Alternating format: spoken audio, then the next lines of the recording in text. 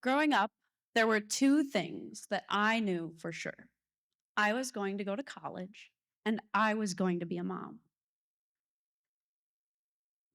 I wanted to be a mom so bad, in fact, that in the first grade, I went to career day dressed as my mom. I put on her purple shirt and I marched to school to proudly declare that for my job, I was going to be a mom. I started college at 18 years old with absolutely no idea what I was going to pursue. But at 8 years old, I knew that there was no greater job in the world than being a mom. When I went to school that day and every day after that, when I dreamed of being a mom, I didn't imagine doing it any differently than how she had done it.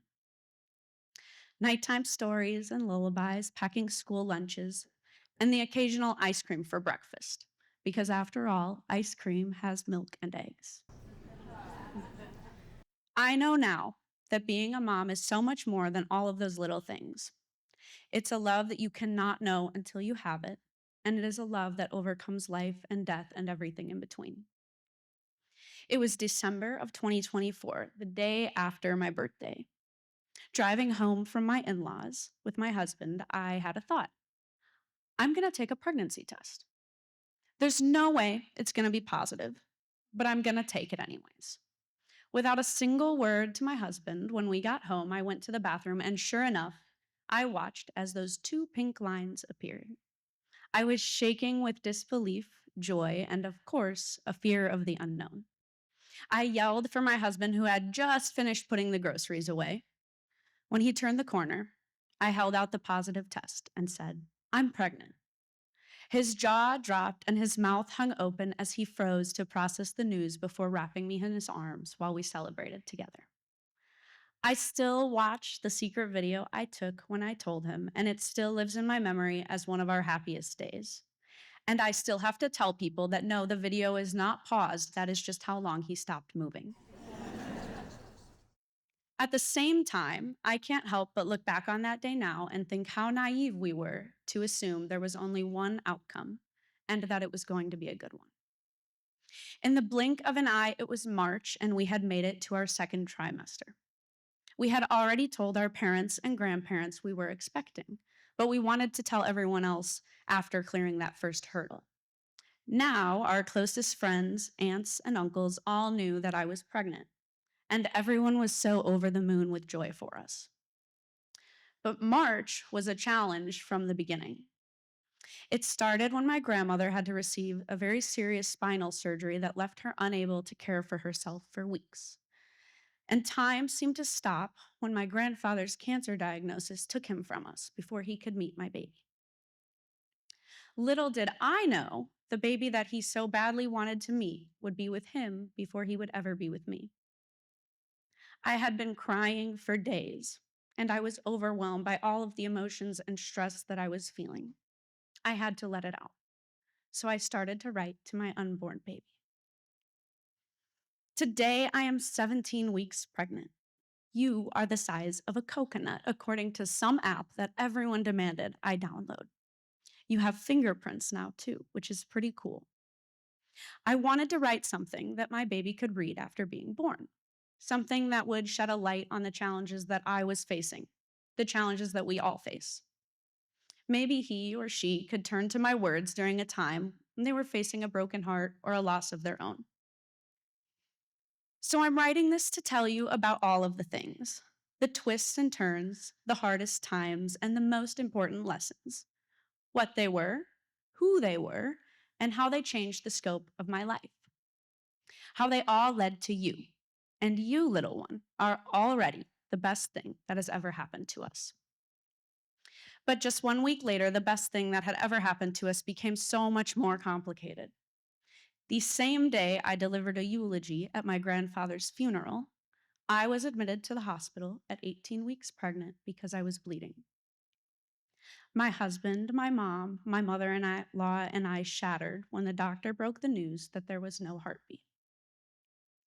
A lot of that moment is a blur, but I do absolutely remember the tears and then my dad, brother, and father-in-law bursting into the room. They just couldn't be held back after hearing our cries through the wall and knowing without having to be told that our baby was gone. There are so many things that happen when you lose a baby, and you have to make so many decisions. Go home or be induced to deliver. Stay here or be transported to the hospital your OB team is out of. Do you want medication for the pain? Who do you want to stay in the room with you?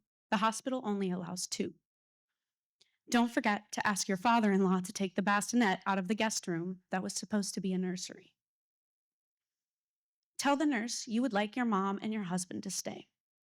Get moved to a delivery room with blue walls and clouds painted on them. Try not to look at the happy families on the posters leaving with babies. Try to sleep. Cry for your dad. Beg the nurse to let you break the rules and have 3 people in the room. Because there's just something about having your dad near you in a time of crisis when you need him most. He made it back to the hospital just in time. Are you sure you don't want medication for the pain? I felt like I was watching myself experience life without actually experiencing it myself. I felt like I was in a movie. The nurse's shift ended and a new nurse came to my bedside. "Honey," she said, brushing my hair out of my face, "this is hard enough. It doesn't have to hurt more than it already does." Her words felt like a ton of bricks as I realized that up until that point, I had been punishing myself. I felt like I needed to experience the physical pain of my loss or I would feel nothing at all. But she was right, and I didn't have to put myself through that. I decided to take medication for the pain, and then I went into labor. Still dazed by the drugs, I heard the nurse say that it was a boy. She spent a long time trying to get his footprints for us. We have them tattooed to our wrists now. My reality as a mom is so different from what I thought it would be when I found out that I was pregnant. I never imagined that I would have to figure out how to be a mother to a child that is not physically here with me. And the world doesn't always see me as a mom unless I have the time and space to tell my story like I do tonight. Tonight, I have the time and space to tell you all about my beautiful baby boy, Bennett James. James, after his 2 great-grandfathers and his grandpa. The fact of the matter is, Bennett's story is so much a part of my story now that it's impossible to tell one without the other. His little body grew inside of me for 18 weeks, and those 18 weeks changed me forever. There are a lot of things we've done to carry on Bennett's legacy. We planted a tree at Lake Catherine so that our family and friends would have a place to go to be near him. And we have a corner of our house filled with gifts that remind us of his presence, like a light and a wind chime inscribed with his name, a picture of a butterfly my mom says reminds her of him, and a statue of an angel from a family friend. Every morning I tap the top of his urn, and every night I talk to him. We journal to him, and we listen to songs that remind us of him. When I was pregnant, I read somewhere that if you listen to the same song every day, the baby will recognize it after it's born. I listened to Banana Pancakes by Jack Johnson every single day when I was pregnant. So we've decided that that's Bennett's song. This type of loss is unfortunately so common, but not everyone who experiences it will feel the way that we do about it. For us, Bennett's story didn't end when his life did. He continues to teach us things every day. He's taught me how to love myself wholeheartedly and unapologetically. He's brought me and my husband closer together, and he has shown our friends and family a new way to love someone so much. We have so many ways we plan to continue to honor him and keep his legacy alive because above all else, we want people to know that although our loss was so sad, Bennett is not a sad thing. Bennett is the best thing that has ever happened to us, and he always will be. He brings me joy every day. So I continue to write Bennett's story, and I feel called to tell everyone who will listen about who he is. Because Bennett James, before you were born, you were loved. We were expecting a beautiful baby in August, but instead we made an angel in March, and that angel is you. And when I need you most, you always seem to be there. We love you so deeply, and I know that you are here trying to tell us the same.